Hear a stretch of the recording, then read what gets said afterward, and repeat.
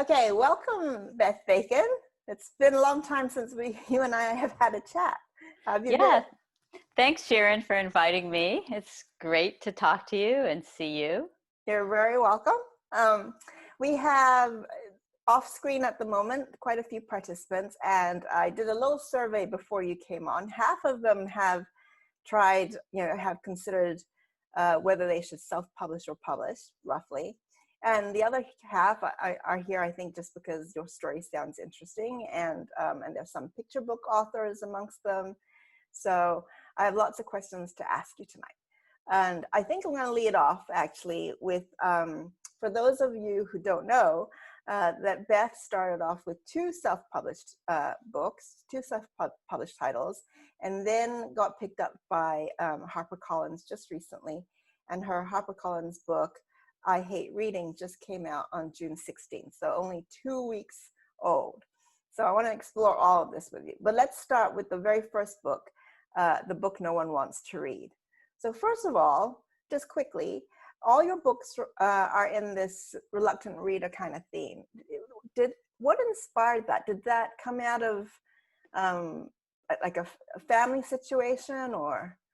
Yeah, it really came out of a family situation. I have two sons. They're in their early 20s now, but they really didn't like to read. And I was always writing books for kids. And back when they were like in second and fourth grade, they had to read 20 minutes a day, and they hated it. And so I said, well, I will read aloud to you the kids' books that I'm working on, and that'll count as your 20 minutes of reading.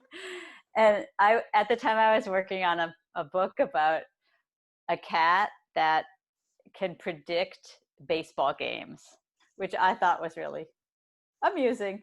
And I'm reading a chapter to them that I had just written that day, and they go, Mom, no one wants to read a book like this.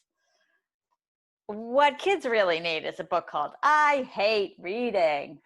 and they just sort of started riffing on all the things that they hate about reading. And at first I was like, what? And then I was like really, really curious, because I was one of those kids that always had a book in her nose in a book, when starting as soon as I could read. I loved to read. And like, instead of trying to convince them to read, I was like, okay, bring it on. Like, what is it like to hate reading? And the stuff they said was so hilarious and so funny, and also so honest. Mm-hmm. And I just flipped over my baseball cat book and started taking notes on all these things that they were saying. And that's what turned into the book I Hate Reading. So it just was really like sort of me opening up to like, what do kids really think, Mm-hmm. And sort of as a grown-up, I compiled it into a story that makes sense, but it really came from their raw, like, children's perspective on mm-hmm. reading and school and what their teachers are requiring, and what I had a timer, you got to read for 20 minutes, turn on the time, all that stuff. So it sort of became like a self-help book for them. And then I had success. That was actually the first one, not the book mm-hmm. No one wants to read. But after that, I realized like there really are a lot of kids that don't like reading, and especially now with so many other options that they can, they have a tablet or whatever, they can just point and click. They don't have to always take the time to read, which is really hard to learn. And so I just sort of like started expanding on that. Mm-hmm. And how can you do things graphically that keep kids' attention? Right. So that the first book, though, stepping back for a second, excuse me. Hi, Mom. Why have you popped onto my screen? That was my mom. You're this being is a family thing. Mom. All good. I can get one of my sons to walk in too. So that's right. So this first conversation, why? What year was it? Let's start there. It was a long time ago. It was like in 2006. And how old were your sons then? And they were in second and fourth grade. Second and fourth grade. Yeah. So how long did it take until that book that started off with riffing with them actually, was ready to submit to the point where you thought you were done with it? Well, actually, I'll tell you there's a long, long story behind I Hate Reading. I don't know how long it took, maybe a couple of months. I'm not really sure because it was a really long time ago. But actually, I did submit that book way back then. And it was actually published by a very small publisher called Upstart. Mm-hmm. And they made books for the library market. And because it was about reading, it was sort of right up their alley. And they eventually sold out and closed down after a couple of years. And so they gave the copyright back to me. And so that was like around 2011 or so.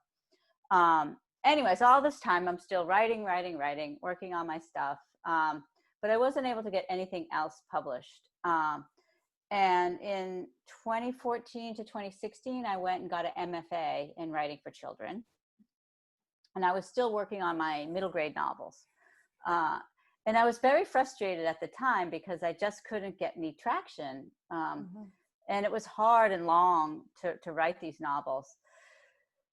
So I said, well, I have the copyright back to I Hate Reading, and I never liked the way that they produced it. They used really silly pictures that were really out of date, I thought. I wanted it to be like fresh and cool and funky. And so while I was working on my novels, I said, well, just for fun, I'm going to self-publish I Hate Reading. And I worked with my brother-in-law, who's a graphic designer, and we sort of put it together in the way that I had always envisioned it, like really graphical and like only a couple of words on a page. And self-publishing it allowed me to, it's actually 110 pages long. And I think a traditional publisher would not want to publish a 110 page picture book. So I didn't even really think of trying to get this published traditionally. I just wanted to do it for fun, and I wanted to do it to be creative while I was working on my longer novels, which, by the way, I'm still working on. Isn't that the way it goes? So, okay, so it's 110 pages. As someone who used to publish, I'm like, yeah, no, I can't see any publisher do that. I know. So when you did it for yourself, though, did you do that as an ebook? Did you do print on demand, or did you actually invest in like hardcover copies? I did it as an ebook and print on demand. Because I did not want to not only invest in a bunch of copies, I didn't want to deal with distributing them. Right. And one of the other really great things about print on demand is that they take care of sending it off to people. Like, I don't need to like put a label on a package and mail it out. That's all happening in the background. So that's a really great thing about print on demand also. And I can go into any kind of, I can answer any questions about all the different options. Well, but for me, that was the choice because I didn't want to mail stuff off and I didn't want to have a garage full of books. Right. So you were doing print on demand. What per unit price did you get that book down to? Oh, it was really expensive. The paperback was like $19 and the hardcover was something in the 20s. And I was actually making very little money on it because there's a certain minimum cost to produce and every book is different. But because this was full color and so long, that's basically, it was just about a little bit less than like $19.99 to make the paperback. And so I just made it as affordable as possible because it really was real expensive to produce. When you do print on demand, they tell you how much it costs them to produce, and they won't let you sell it for a loss, which is good. So there's a little calculation that it, like once you have all the pages on there, it'll calculate just to say, okay, this is the minimum amount you can sell it for. Did you go through Amazon? Did you go through CreateSpace, or did you do the the Ingram? I did both. Okay. And I chose both for a couple of reasons. Um, uh, KDP is what Amazon uses now. It used to be Create Space, but they just merged, so it's now called KDP, Kindle Direct Publishing. Mm-hmm. That's really good because if you produce it through Amazon, it's better for the algorithm, and so it helps you with your sales, and also it's just really automatic and fast. They made it really easy and fast to do. But Ingram is where bookstores, libraries, and teachers order from. So I wanted it to be available if a bookstore wanted to order it.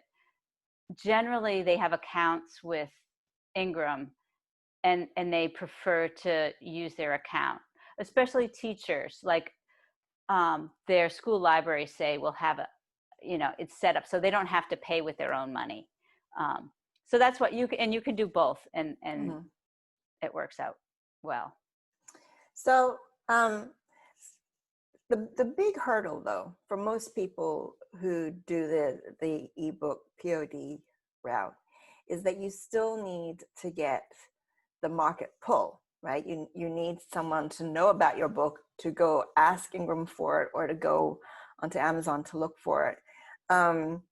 Discovery isn't great through Amazon. So how did you do that? Like, how did you actually get the buzz out there yourself?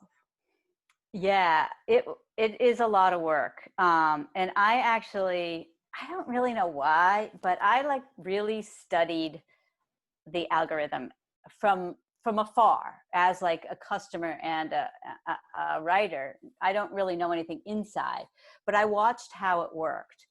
And I discovered a lot about keywords, and it's all about keywords. Um, what I did is my books were specifically for kids that don't like reading. So it was very easy to come up with keywords that had to do with reading and reluctant reading. And I seeded in on the Amazon sales page all of the keywords. So instead of writing a really beautiful and clever description of my book, I wrote a description that was full of keywords. And it really sounds clunky and ugly, but when somebody would type in, "my kid hates to read," it would match up with the algorithm. So if you're going to sell stuff on Amazon, it's really, really important to come up with a really good list of keywords that really match your book. And then the computer will match the customers to the book.